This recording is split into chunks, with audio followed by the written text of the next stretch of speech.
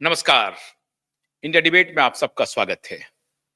मैं कोशिश करता हूं कि राजनीति पर इस तरह से तल्खी वाली कोई प्रतिक्रिया ना दी जाए, लेकिन राजनीति है जो आपको मजबूर कर देती है इस तरह की प्रतिक्रिया देने पर। और अगर आप ना दें तो ऐसा लगता है कि आप कोई अपराध कर रहे हैं। कुंभ की सफलता और असफलता, इस पर बड़े सारे विवेचक काम कर रहे हैं, उसकी विवेचना की जा रही है। सच्चाई यह है कि अभी तक कुंभ में 35 करोड़ से अधिक श्रद्धालु संगम घाट पर डुबकी लगा चुके हैं, स्नान कर चुके हैं, कुंभ मेले का आनंद ले चुके हैं और अपने अपने घर लौट चुके हैं। और 26 फरवरी तक ये मेला अनवरत जारी रहेगा, श्रद्धालुओं का आना जारी रहेगा। लाख कोशिशें की जा रही है सनातन के विरुद्ध कुछ एजेंडा चलाने की, वो शायद कामयाब होगा नहीं। अगर आप राजनीति में हैं, आपको आलोचना करने का पूरा हक है। किसी भी नेता की आलोचना करें आप, किसी भी पार्टी की आलोचना करें आप, किसी घटना की आलोचना करें आप, इसका आपको पूरा हक है। योगी कुंभ में अच्छा काम कर रहे हैं, खराब काम कर रहे हैं, और बेहतर काम होना चाहिए, या बहुत ही निकृष्टतम काम उन्होंने कर दिया, ये सब कही जा सकती है बात, उसकी आलोचना की जा सकती है। लेकिन योगी अगर रत जगा कर रहे हैं, 3-3 बजे रात में उठ करके कंट्रोल रूम में बैठ करके मेले पर नजर बनाए हुए हैं, तो ये बात भी कहनी चाहिए। हालांकि जो सैटेलाइट मीडिया है वो तो आ, गुणगान कर रही है, मैं ऐसा नहीं कह रहा हूं कि गुणगान नहीं कर रही है, उनको करना भी चाहिए, कर रहे हैं।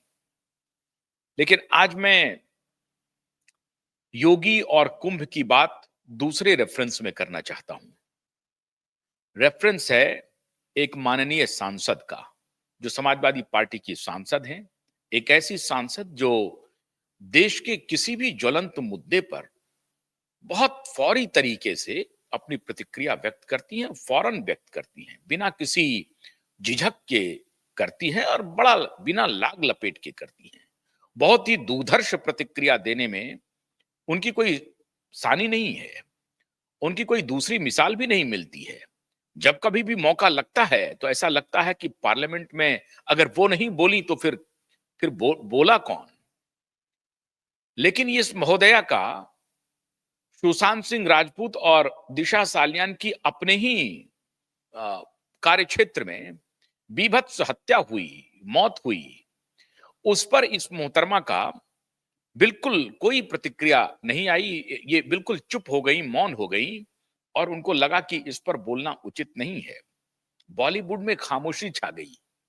लेकिन बॉलीवुड की मशहूर अदाकारा और सदी के महानायक, मैं तो नहीं कहता हूं, लोग कहते हैं उन्हें, एक्टिंग में ठीक है, उनकी बहुत महारत है, सदी के महानायक की ये पत्नी है। पिछले दिनों एक जिम्मेदार लोकसभा के न सिर्फ सांसद बल्कि राज्यसभा के उपसभापति धनखड़ साहब ने इनका नाम जया अमिताभ बच्चन ले लिया तो आग बबूला हो गई। उन्होंने कहा कि आपने अमिताभ जी का नाम इसमें क्यों घसीटा? भाई, एफिडेविट में आपने अपना पूरा नाम जया अमिताभ बच्चन लिखा है, तो अगर उन्होंने जया अमिताभ बच्चन कह दिया तो क्या बात हुई? तो उस पर इनको, ये लोग चाहते हैं कि हम कोई विशेष हैं और हमें विशेष मान करके हमारे सम्मान में, हमारे शान शौकत में दुनिया उसी तरह से व्यवहार करती है, करती रहे। अरे साहब, आप नाटक करते हैं, गाते हैं, बजाते हैं, उसको लेकर के लोग आपको पैसे देते हैं, और यही आपकी पॉपुलैरिटी है, इसके अलावा कोई कद नहीं है आपकी। लेकिन साहब, आज इसकी मैं चर्चा नहीं कर रहा हूं। चर्चा कर रहा हूं कि जया बच्चन ने जो अपराध किया है, उस अपराध पर क्या ये देश संज्ञान लेगा? और सबसे बड़ी बात है, क्या उत्तर प्रदेश के मुख्यमंत्री योगी आदित्यनाथ उनके इस अपराध पर संज्ञान लेंगे? क्या देश के प्रधानमंत्री नरेंद्र मोदी उनके इस अपराध पर संज्ञान लेंगे? क्या देश के गृह मंत्री अमित शाह जी उनके इस अपराध पर संज्ञान लेंगे? अपराध है क्या? करोड़ों हिंदुओं की आस्था के साथ ये माननीय सांसद ने खिलवाड़ किया है, उनकी आस्था को रौंदा है, उनका अपमान किया है। इन्होंने कहा कि महाकुंभ में जो भगदड़ मची है, उसमें सैकड़ों मौतें हुई हैं और लाशों को, मौतों की आंकड़े को छिपाने के लिए लाशों को गंगा में प्रवाहित कर दिया गया और उन लाशों के प्रवाह करने से वाटर कंटेमिनेटेड हो गया। ये अंग्रेजी की शब्दावली प्रयोग करने वाली ये जो अंग्रेजी था, मैं तो इन्हें अभी और कहने वाला हूं, गजवाए हिंद के समर्थक हैं। ये गजवाए हिंद वाले उनके समर्थक रहे हैं, तो वो ये कह रही हैं कि कंटेमिनेटेड वाटर हो गया क्योंकि लाशों को प्रवाहित किया गया आंकड़े छुपाने के लिए। सबसे बड़ी बात है कि ये बात जया बच्चन किस आधार पर कह रही हैं और अगर इनके पास आधार है तो उसकी पुष्टि करें। क्या इन्होंने गंगा में तैरते लाशों को देखा है? क्या क्या कुंभ मेले के स्थान पर लाशों को प्रवाहित किया गया है? या अगर कुंभ मेले के स्थान पर लाशों को प्रवाहित नहीं किया गया है तो 15 किलोमीटर, 20 किलोमीटर पश्चिम, 20-25 किलोमीटर पूरब ऐसा कौन सा जगह है, ऐसी कौन सी जगह है जहां पर लाशों को प्रवाहित किया गया है? और अगर लाशों को प्रवाहित किया गया है तो उसकी एक प्रकृति होती है, जब आप लाश को प्रवाहित कर देते हैं किसी जल में तो 24 घंटे के बाद वो लाश अगर मृत है वो तो लाश वो ऊपर आ जाता है, वो तैरने लगता है, वो डूबता नहीं है अनटिल अनलेस कि उसमें कोई ऐसी वेट वाली वस्तु से उसको बांध ना दें, तब तक वो लाश ऊपर आ ही जाती है। तो क्या कुंभ में करोड़ों लोग आए हैं, सैकड़ों हजारों कैमरे हैं, हजारों की संख्या में देश भर के पत्रकार हैं, सैकड़ों की संख्या में नहीं, हजारों की संख्या में यूट्यूबर्स हैं, सोशल मीडिया के जर्नलिस्ट हैं। इतने सारे जर्नलिस्ट की निगाह में एक भी लाश तैरती हुई दिखाई नहीं पड़ी अभी तक। और अगर ये लाश तैरती हुई दिखाई पड़ती तो क्या मीडिया से बच जाती? अगर मान लीजिए कि गोदी मीडिया नहीं दिखाती इनके हिसाब से, तो क्या सोशल मीडिया पर इनका नियंत्रण है कि सोशल मीडिया पर वो लाशें नहीं दिखती? क्या ये जो लेफ्ट लिबरल लॉबी है, जिनको कि सनातन से ऐसे ही बैर है, तो कुंभ के खिलाफ तो ये मोर्चा खोल दिए होते कि वहां लाशें तैर रही हैं। मल्लिकार्जुन खड़गे ने पार्लियामेंट में बयान दिया हजारों की मौत हुई है, जिस पर टिप्पणी हुई तो उन्होंने कहा कि अगर हजारों की मौत नहीं हुई तो सही आंकड़ा बताइए। सही आंकड़ा बताने के लिए आप सरकार पर दबाव डाल सकते हैं, लेकिन उसकी एक मर्यादा होती है। आप मर्यादा में रह करके कोई भी लांछन आप लगा सकते हैं, उसके लिए शब्दों का चयन बहुत महत्वपूर्ण है। आप हमेशा ध्यान रखिए, राजनीति में प्रतिपक्ष होता है, विपक्ष नहीं होता है। और अटल बिहारी वाजपेयी इस शब्द का प्रयोग करते थे, प्रतिपक्ष। आप अपने प्रतिपक्ष से अगर सवाल पूछ रहे हैं तो आप जिम्मेदारी पूर्वक पूछिए और उसकी एक मर्यादा है, कम्युनिकेशन की एक भाषा है। आप कह सकते थे कि कितनी मौतें हुई हैं, ये बात सही सही सरकार को बतानी चाहिए और जिनकी मृत्यु हुई है महाकुंभ में भगदड़ के दौरान, उनके परिवार को उचित मुआवजा मिलना चाहिए और उनके साथ सरकार को खड़े होना चाहिए। ये मांग आपकी जायज है। 2013 का 2013 की घटना वो भूल गए। जिस पार्टी की वो सांसद हैं, उसी पार्टी की सरकार थी उत्तर प्रदेश में, अखिलेश यादव की सरकार थी। जया बच्चन जी समाजवादी पार्टी की टिकट पर सांसद हैं राज्यसभा से। तो वो जया बच्चन, क्या उनके जमाने में जो मौत हुई थी, भगदड़ मची थी, क्या उनको भी गंगा में प्रवाहित किया गया था? क्या ये अनुभव है क्या ये पिछला अनुभव उनको रोक नहीं पाया और इसीलिए उनके मुंह से फिसल गया? क्या ऐसा कहना चाह रही हैं जया बच्चन? और अगर ऐसा नहीं है तो 2013 की जो भगदड़ की मौत थी, और मौत ये पहली बार नहीं हुई है, महाकुंभ में भगदड़ की और महाकुंभ में बड़े पैमाने पर मौत होने की 1952 से लेकर आज तक की हिस्ट्री है। ऐसे में आप लाशों पर राजनीति कर रहे हैं। राजनीति भी करिए, कोई बात नहीं है, लेकिन आपने वो अपराध किया है जो अक्षम्य है। आपने कहा कि महाकुंभ के जगह पर, मतलब संगम के जगह पर, वहां पर लाशों को प्रवाहित कर दिया गया और वाटर कंटेमिनेटेड हो गया। इससे आपने यह संदेश दिया जनमानस में कि आप अगर वहां पर कुंभ में जाएंगे तो आपको तैरती लाशें मिलेंगी जहां कहीं भी आप डुबकी लगाएंगे। अब आप सारे श्रद्धालुओं को आपने भयाक्रांत कर दिया, डरा दिया। जो लोग टिकट कटाए हुए हैं अभी संगम जाने का, महाकुंभ में भाग लेने का, उनको आपने डराया, उनको आपने भ्रमित किया, गुमराह किया, उनको कहा कि वहां लाशें तैर रही हैं, आप जब जाएंगे तो आपको लाश का भी सामना करना पड़ सकता है। ऐसी भ्रांति आपने पैदा की है। जया बच्चन जी, आपने वो अपराध किया है जो अपराध अक्षम्य है। और ये बात साबित करती है कि मुंबई में रहने वाली महिला को कुंभ की उस मनोदशा से कोई लेना देना नहीं है।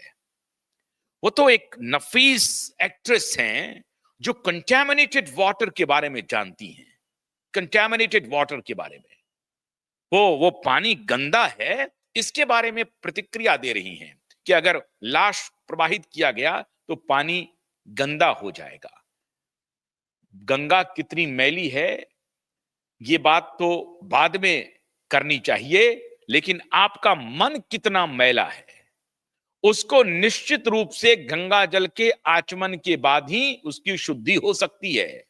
मैं माननीय जया बच्चन जी से आग्रह कर रहा हूं कि गंगा का आचमन कीजिए, इस तभी आपकी मन शुद्ध हो आपकी मन की शुद्धि होगी, वरना शुद्धिकरण असंभव है, क्योंकि मन मैला है।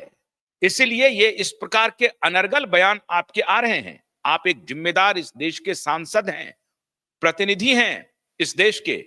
आपका विपक्ष के प्रति जो भी राग अनुराग हो, ये आपकी एक बात हो सकती है, लेकिन आपकी प्राथमिकता में इस देश का नागरिक, इस देश की जनता पहले होनी चाहिए। आपको इस बात का ख्याल रखना चाहिए कि आपका जो गैर जिम्मेदाराना वक्तव्य है उससे मन मस्तिष्क पर क्या प्रभाव पड़ेगा, जो श्रद्धालु वहां जाना चाहते हैं उसके मन में क्या बीतेगा। आपने कभी कल्पना की? बिल्कुल कल्पना नहीं की। आपने सिर्फ ये सोचा कि हम एक पॉलिटिकल बयान दे देते हैं और उससे राजनीतिक नुकसान आपके प्रतिपक्ष को हो जाएगा। बड़ी अच्छी बात है, आप स्कोर सेट करना चाहते हैं आप करिए, आप स्कोर बनाना चाहते हैं बनाइए, राजनीति करना चाहते हैं कीजिए, लेकिन आप लोगों की आस्था से मत खेलिए। एक भ्रामक तथ्य को लोगों के मन मिजाज में बिठा करके लोगों की आस्था से खेलना जया बच्चन जी बंद कीजिए। आप कितनी धुली हुई हैं और आप कितनी साफ सुथरी हैं उसका मैं आपको उदाहरण दे रहा हूं। आज तक 5 साल बीत गए हैं, आपके मुंबई में एक बीभत्स मौत हुई, एक बीभत्स हत्या हुई, और आपके वर्तमान मुख्यमंत्री, उसके बेटे की उसमें संलिप्तता बताई जा रही है। पाल घर में साधुओं की हत्या हुई, पीट पीट कर हत्या हुई। आप सांसद होने के नाते कितनी बार आपने संसद में यह बयान दिया है, उस पर कोई टिप्पणी की है? तो सेलेक्टिव पॉलिटिक्स करती हैं जया बच्चन जी आप, और सेलेक्टिव पॉलिटिक्स में आपको हिंदुओं की आस्था पर प्रहार करने से जरा सा भी आपको शर्म नहीं आई ये बात कहते हुए कि गंगा में लाशों को प्रवाहित कर दिया गया है और वाटर कंटेमिनेटेड हो गया है? आपको शर्म आनी चाहिए जया बच्चन जी, आपको शर्म आनी चाहिए। ये गैर जिम्मेदाराना जो वक्तव्य आपने दिया है, इसके लिए सिर्फ और सिर्फ एफआईआर डिमांड होना चाहिए। और मैं ये मांग करता हूं प्रदेश के मुख्यमंत्री से कि माननीय जया बच्चन जी के खिलाफ इमीडिएटली कानूनी कार्रवाई की जाए, अविलंब कानूनी कार्रवाई की जाए, क्योंकि इन्होंने लोगों की आस्था से खिलवाड़ किया है। ये मामला राजनीति का नहीं है, ये और नहीं तो ये स्पष्ट करें कि कहां लाशों को प्रवाहित किया गया है। ये लोगों को बताएं कि कंटेमिनेटेड वाटर कहां हुआ है। लाशों को क्या इन्होंने तैरते देखा है? किसी कैमरे ने लाश को तैरते हुए कैद किया है? कहां किया है? कहां किया है? किस अंधेरी रात में किया है? किसने किया है? ये बताया जाए। करोड़ों की संख्या में लोग हैं वहां पे, कहीं ना कहीं से ये बात जरूर आ गई होती कि यहां पर लाशों को प्रवाहित किया गया है, कहीं ना कहीं से जरूर आ गई होती। किसी ने यह वक्तव्य नहीं दिया। अरे आपकी पार्टी के दूसरे नेताओं ने यह वक्तव्य नहीं दिया। लोग कह रहे हैं कि संख्या संख्या पर आपत्ति हो सकती है, 30 है कि 25 है कि 500 है कि 1000 है कि 5 लाख है, आपको जो मर्जी में आए आप संख्या कह सकते हैं। लेकिन संख्या के अलावा आपने ये अपराध किया कि गंगा में लाशों को प्रवाहित किया गया और वहां वाटर कंटेमिनेटेड है, और कंटेमिनेटेड वाटर में जाकर के श्रद्धालु स्नान कर रहे हैं, उनको बीमारी हो सकती है। ये कहने का लब्बो लुआब है आपका। ये निहितार्थ है आपके मन में। और निहितार्थ क्यों है? एक दो बात हो सकती है, या तो आप सोची समझी साजिश के तहत ये बयान दिए हैं, या आप अल्पज्ञ हैं। मैं इसे साजिश नहीं मानता हूं, आपकी मूढ़ता मानता हूं, आपकी मूर्खता मानता हूं, आपके कम्युनिकेशन स्किल की अज्ञानता मानता हूं। एक्टिंग आप भले ही बहुत शानदार कर सकें, लेकिन अंग्रेजी और हिंदी भाषा कहां पर किस रूप में प्रयोग की जानी चाहिए, और खास तौर से बतौर एक सांसद, इसका आपको ट्रेनिंग नहीं है। तो ये आपकी अल्पज्ञता भी है, अज्ञानता भी है, मूढ़ता है। इस मूढ़ता को कृपा करके, अपनी मूढ़ता का प्रकटीकरण, इसका प्रदर्शन न करें सार्वजनिक जीवन में। आप किस शब्द का कैसे इस्तेमाल करेंगे, ये ध्यानपूर्वक आपको चिंतन करके सोचना चाहिए, तभी आप उस शब्द का प्रयोग करें। आप एक जिम्मेदार इस देश के सांसद हैं। आप अगर ये कहेंगे कि वहां लाशें तैर रही हैं, तो कौन जाएगा स्नान करने के लिए? तो आपको योगी से स्कोर सेट करना है, आपको भारतीय जनता पार्टी से स्कोर सेट करना है, आप करें। लेकिन आप इस देश के जनमानस को गुमराह कर रहे हैं। इस देश के पूरे करोड़ों जो श्रद्धालु हैं, जो वहां जाने वाले हैं, उनको आप डरा रहे हैं। उनको कह रहे हैं वहां कंटेमिनेटेड वाटर है, उसमें डुबकी मत लगाइए। ये अनर्गल प्रलाप आप कर रहे हैं।